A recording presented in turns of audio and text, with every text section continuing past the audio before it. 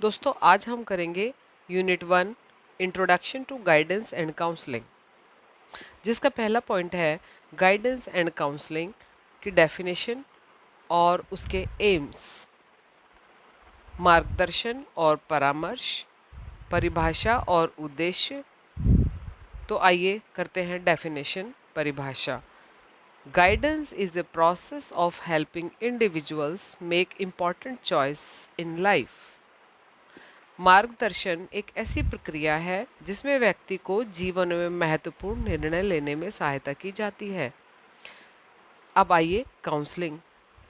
Counselling is a professional interaction between a counsellor and a client to resolve emotional और psychological problems. परामर्श एक पेशेवर बातचीत है जो परामर्शदाता और ग्राहक के बीच होती है ताकि भावनात्मक या मानसिक समस्याओं का समाधान किया जा सके। अब आइए इसका उद्देश्य जानते हैं। तो पहला है to help individuals understand themselves, व्यक्तियों को स्वयं को समझने में मदद करना। दूसरा पॉइंट है to assist in solving personal, educational and vocational problems, व्यक्तिगत, शैक्षिक और व्यावसायिक समस्याओं का समाधान करने में सहायता करना। तीसरा पॉइंट है to develop decision making and problem solving skills, निर्णय लेने और समस्या हल करने के कौशल विकसित करना। चौथा पॉइंट है to promote mental health and wellbeing, means मानसिक स्वास्थ्य और कल्याण को बढ़ावा देना। अब चलते हैं 1.2 areas of guidance and counselling, मार्गदर्शन और परामर्श के क्षेत्र। तो इसका पहला क्षेत्र है दोस्तों एजुकेशनल गाइडेंस, यानी कि शैक्षिक मार्गदर्शन। Helps student choose appropriate courses, subject and careers, छात्रों को उपयुक्त पाठ्यक्रम, विषय और करियर चुनने में सहायता करता है। दूसरा पॉइंट है वोकेशनल गाइडेंस, यानी कि व्यावसायिक मार्गदर्शन। Assist in understanding career options and making informed career choices, career विकल्पों को समझने और सोच समझकर करियर चुनने में मदद करता है। आइए तीसरा पॉइंट देखते हैं पर्सनल सोशल गाइडेंस, व्यक्तिगत सामाजिक मार्गदर्शन। Deals with emotional, social and behavioural issues, भावनात्मक, सामाजिक और व्यवहार संबंधी समस्याओं से संबंधित होता है। चौथा पॉइंट है रिहैबिलिटेशन गाइडेंस, यानी कि पुनर्वास मार्गदर्शन। Help individuals with special needs integrate into society, विशेष आवश्यकताओं वाले व्यक्तियों को समाज में समाहित करने में सहायता करता है। अब 1.3 कोर कंडीशंस इन काउंसलिंग, यानी कि परामर्श की मुख्य शर्तें क्या है। नंबर 1 एम्पैथी, यानी कि सहानुभूति, understanding the clients feelings from their perspective, की भावनाओं को उनके दृष्टिकोण से समझना। दूसरा पॉइंट है अनकंडीशनल पॉजिटिव रिगार्ड, यानी बिना शर्त सकारात्मक सम्मान, accepting the client without judgement, बिना किसी पक्षपात के क्लाइंट को स्वीकार करना। तीसरा पॉइंट है कॉन्ग्रुएंस, यानी कि जेन्युइननेस, सुसंगतता और प्रामाणिकता, being honest and transparent with the client, client के साथ ईमानदार और पारदर्शी होना। आइए अब करते हैं 1.4 skill and competencies of a counsellor, यानी कि परामर्शदाता की कौशल और क्षमताएं। नंबर 1 लिसनिंग स्किल, सुनने के कौशल, एक्टिव एंड एम्पैथेटिक लिसनिंग, सक्रिय और सहानुभूतिपूर्ण ढंग से सुनना। दूसरा पॉइंट है कम्युनिकेशन स्किल, संचार कौशल, clear verbal and non verbal communication, यानी कि स्पष्ट मौखिक और गैर मौखिक संचार। तीसरा है प्रॉब्लम सॉल्विंग स्किल्स, यानी कि समस्या समाधान कौशल, helping clients find realistic solution, client को व्यवहारिक समाधान खोजने में मदद करना। फोर्थ कॉन्फिडेंशियलिटी, गोपनीयता बनाए रखना, keeping the clients information private, client की जानकारी को गोपनीय रखना। 5, एथिकल बिहेवियर यानी कि नैतिक आचरण, following professionals and ethical guidance, व्यावसायिक और नैतिक दिशा निर्देशों का पालन करना। 1.5, role of teacher in guiding and counselling students with special needs, विशेष आवश्यकता वाले छात्रों के मार्गदर्शन और परामर्श में शिक्षक की भूमिका। तो शिक्षक की भूमिका आइए जानते हैं। नंबर 1, आइडेंटिफिकेशन, पहचान, रिकॉग्नाइज स्टूडेंट्स विद लर्निंग और बिहेवियरल डिफिकल्टीज, सीखने या व्यवहार संबंधी कठिनाइयों वाले छात्र की पहचान करना। नंबर 2, सपोर्ट एंड मोटिवेशन, समर्थन और प्रोत्साहन देना, encourage and motivate students with special needs, विशेष आवश्यकताओं वाले छात्रों को प्रोत्साहित करना। नंबर 3, कोलैबोरेशन विद प्रोफेशनल्स, विशेषज्ञों से सहयोग, work with special educators, counsellors and parents, विशेष शिक्षकों, परामर्शदाताओं और अभिभावकों से सहयोग करना। नंबर 4, इंक्लूसिव क्लासरूम एनवायरनमेंट, समावेशी कक्षा वातावरण बनाना, create an environment where every child feels safe and included, ऐसा वातावरण बनाना जहां हर बच्चा सुरक्षित और शामिल महसूस करे। 5, रेफरल सर्विसेज, संदर्भ सेवाएं प्रदान करना, रेफर स्टूडेंट्स टू काउंसलर और स्पेशल एजुकेटर्स व्हेन नीडेड, आवश्यकता अनुसार छात्रों को परामर्शदाता और विशेष शिक्षक के पास भेजना। तो दोस्तों ये थी यूनिट 1। अब आइए करते हैं unit 2। Unit 2 2.1, concept of self as human, मनुष्य के रूप में आत्म की अवधारणा। Number 1, self is the awareness of a person has of their own identity, values, thoughts and emotions. आत्म वह जागरूकता है जो व्यक्ति अपनी पहचान, मूल्यों, विचारों और भावनाओं के प्रति रखता है। Number 2, it includes physical, emotional, social and intellectual aspects, यह शारीरिक, भावनात्मक, सामाजिक और बौद्धिक पहलुओं को शामिल करता है। 3, the concept of self developed through interactions with family, peers and society. आत्म की अवधारणा परिवार, साथियों और समाज के साथ बातचीत के माध्यम से विकसित होती है। 4, healthy self concept lead to the confidence and better mental health. स्वस्थ आत्म अवधारणा आत्मविश्वास और अच्छे मानसिक स्वास्थ्य को बढ़ावा देती है। 2.2, understanding of feelings and changes, भावनाओं और परिवर्तनों की समझ। Number 1, emotions such as happiness, sadness, anger and fear are natural, खुशी, दुख, क्रोध और भय जैसी भावनाएं स्वाभाविक होती हैं।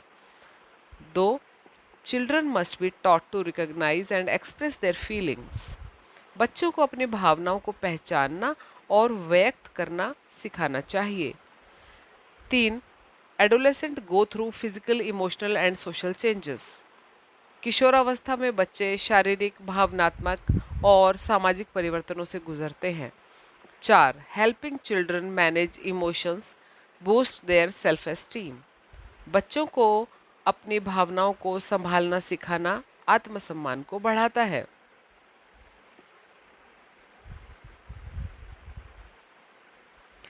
2.3, ग्रोथ टू ऑटोनॉमी, आत्मनिर्भरता की और विकास। Number 1, autonomy means the ability to make one's own decisions independently, आत्मनिर्भरता का अर्थ है कि अपने निर्णय स्वयं लेने की क्षमता। Number 2, it develops through responsibilities, choices and consequences, यह जिम्मेदारियों, विकल्पों और उनके परिणामों के माध्यम से विकसित होती है। 3, teachers should provide opportunities for students to think and act independently, शिक्षकों को छात्रों को स्वतंत्र रूप से सोचने और कार्य करने के अवसर देने चाहिए। 4. Developing autonomy builds confidence and decision making skills. आत्मनिर्भरता विकसित करना आत्मविश्वास और निर्णय लेने की क्षमता को बढ़ाता है। 2.4 पर्सनैलिटी डेवलपमेंट, व्यक्तित्व का विकास। Personality is the combination of thoughts, feelings, behaviour and habits. व्यक्तित्व विचारों, भावनाओं, व्यवहार और आदतों का संयोजन होता है। 2. It is influenced by heredity, environment, experience and education. यह वंशानुगत, वातावरण, अनुभव और शिक्षा से प्रभावित होता है। 3. Positive personality traits include honesty, kindness, confidence and empathy.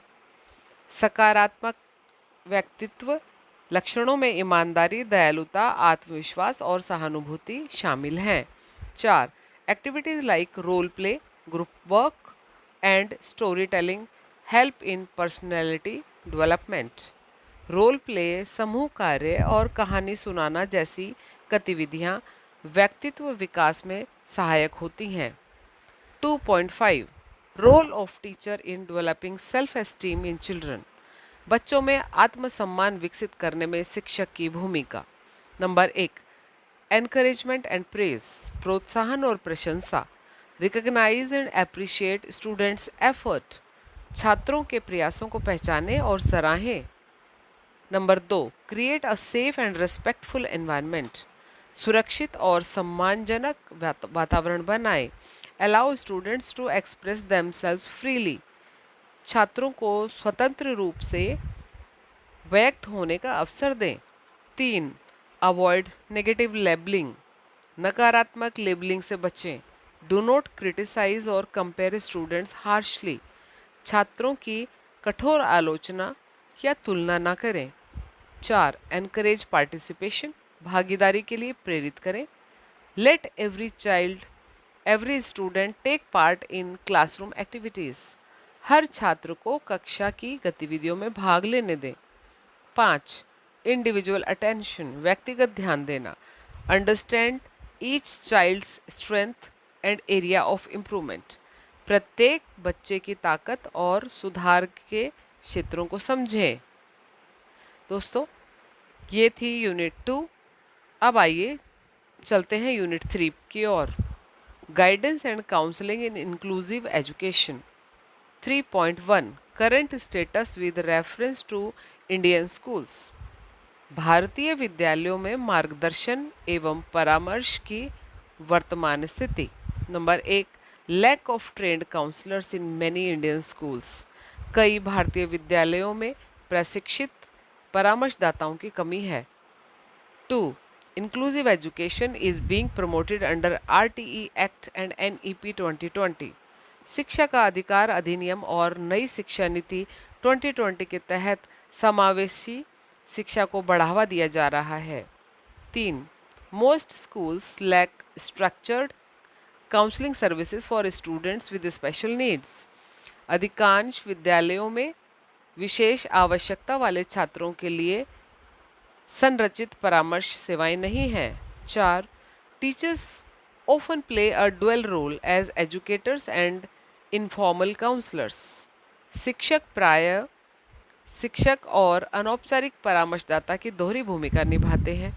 5 growing needs of mental health awareness in schools, विद्यालयों में मानसिक स्वास्थ्य के प्रति जागरूकता की बढ़ती आवश्यकता। 3.2 type of counselling, child centred, supportive, family. परामर्श के प्रकार बाल केंद्रित, सहायक, पारिवारिक। तो नंबर 1 चाइल्ड सेंटर्ड काउंसलिंग, बाल केंद्रित परामर्श, focuses on child's interest, emotions and experiences, बच्चे की रुचियों, भावनाओं और अनुभवों पर केंद्रित होता है। नंबर 2 सपोर्टिव काउंसलिंग, सहायक परामर्श, provides emotional support during stress और ट्रॉमा, तनाव या आघात के समय भावनात्मक सहायता प्रदान करता है। नंबर 3 फैमिली काउंसलिंग, पारिवारिक परामर्श, involves the family in resolving child related issues. बच्चे से संबंधित समस्याओं के समाधान में परिवार को शामिल करता है। 3.3 guidance in formal and informal situation, with in and outside classroom vocational guidance. औपचारिक एवं अनौपचारिक स्थितियों में मार्गदर्शन, कक्षा के भीतर और बाहर व्यावसायिक मार्गदर्शन। नंबर 1 फॉर्मल गाइडेंस, औपचारिक मार्गदर्शन, planned and structured sessions by counsellor और टीचर्स, परामर्शदाता या शिक्षकों द्वारा योजनाबद्ध और संरचित सत्र। नंबर 2 फॉर्मल गाइडेंस, अनौपचारिक मार्गदर्शन, occurs naturally through daily interactions, रोजमर्रा की बातचीत के माध्यम से स्वाभाविक रूप से है। विद इन क्लासरूम, कक्षा के भीतर, classroom discussions, moral education, group work, कक्षा चर्चा, नैतिक शिक्षा, समूह कार्य आदि। नंबर 4 आउटसाइड क्लासरूम, कक्षा के बाहर, काउंसलिंग सेशंस, को क्यूरिकुलर एक्टिविटीज़, पीयर इंटरैक्शंस, परामर्श सत्र, सह पाठ्यचर्या गतिविधियाँ, सहपाठियों से बातचीत। नंबर 5 वोकेशनल गाइडेंस, व्यावसायिक मार्गदर्शन, helps student understand career options and prepare for the future, छात्रों को करियर विकल्प समझने और भविष्य की तैयारी में मदद करता है। 3.4 group guidance, group leadership style and group processes, समूह मार्गदर्शन, नेतृत्व शैलियाँ और समूह प्रक्रियाएं। नंबर 1 ग्रुप गाइडेंस, समूह मार्गदर्शन, addressing common concern of students in a group setting, समूह में छात्रों की सामान्य समस्याओं का समाधान करना। नंबर 2 ग्रुप लीडरशिप स्टाइल, नेतृत्व की शैलियाँ, अथॉरिटेटिव यानी कि अधिकारपूर्ण, स्ट्रिक्ट बट स्ट्रक्चर्ड, कठोर लेकिन अनुशासित, डेमोक्रेटिक यानी कि लोकतांत्रिक, एनकरेजेस पार्टिसिपेशन, भागीदारी को बढ़ावा देने वाली, लिसाजेस फेयर, मुक्त शैली, मिनिमल इंटरफेरेंस, न्यूनतम हस्तक्षेप वाली। नंबर 3 ग्रुप प्रोसेसेस, समूह प्रक्रियाएं, communication, cooperation, trust building and feedback, संचार, सहयोग, विश्वास निर्माण और feedback. 5 challenges in group guidance, समूह मार्गदर्शन में चुनौतियाँ। नंबर 1 डाइवर्स नीड्स, विविध आवश्यकताएं, ईच स्टूडेंट्स में हैव डिफरेंट इश्यूज, हर छात्र की समस्याएं भिन्न हो सकती हैं। 2 डोमिनेंस बाय सम मेंबर्स, कुछ सदस्यों का वर्चस्व, सम में over power others in discussion, कुछ छात्र चर्चा में दूसरों पर हावी हो सकते हैं। 3 लैक ऑफ पार्टिसिपेशन, भागीदारी की कमी, शाय स्टूडेंट्स में हेजिटेट टू स्पीक, संकोची छात्र बोलने में हिचक सकते हैं। नंबर 4 टाइम कॉन्स्टेंट्स, समय की कमी, limited time for addressing every issue, हर समस्या को हल करने के लिए समय सीमित होता है। 5 मेंटेनिंग कॉन्फिडेंशियलिटी, गोपनीयता बनाए रखना कठिन, hard to ensure privacy in group setting, समूह में गोपनीयता बनाए रखना कठिन होता है। तो दोस्तों हमारी तीनों यूनिट ख़त्म हो चुकी हैं। तो अगर आपको ये वीडियो पसंद आया हो तो कृपया चैनल को लाइक, शेयर एंड सब्सक्राइब ज़रूर करें। स्पेशल एड हब की तरफ से आपको ये वीडियो सुनने के लिए धन्यवाद।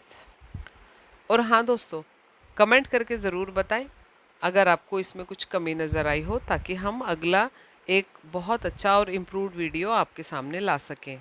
धन्यवाद।